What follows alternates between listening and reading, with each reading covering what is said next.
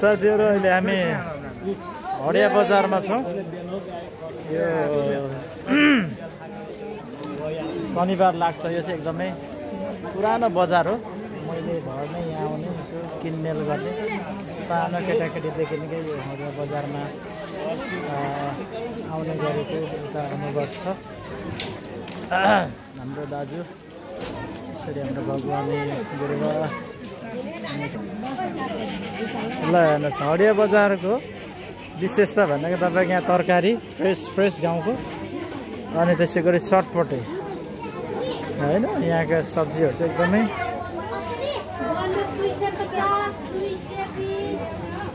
Famous छ। Wow fresh तरकारीको लागि चाहिँ हडिया बजार है तपाईँको यहाँ चाहिँ गाउँमा एकदमै उब्जनी भएको उत्पादन भएको तरकारीहरू एकदमै पाइन्छ। प्याज टमाटर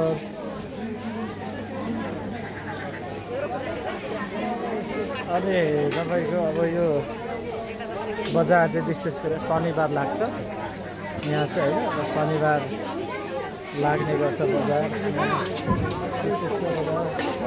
हेलो हेलो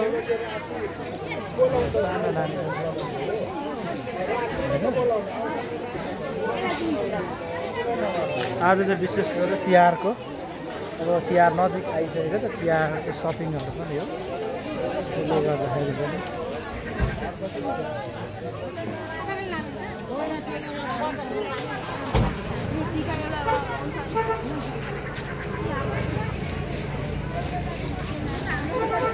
यहाँ चाहिँ दुईवटा ठुल्ठुलो बर पिपलको बोटहरू पनि छ।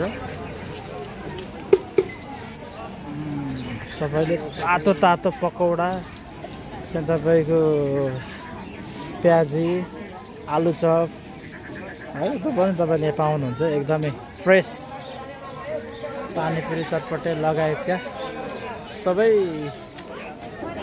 ल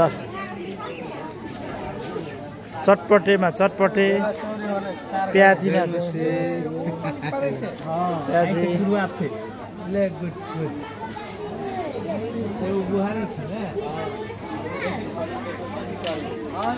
ल कन्की कन्की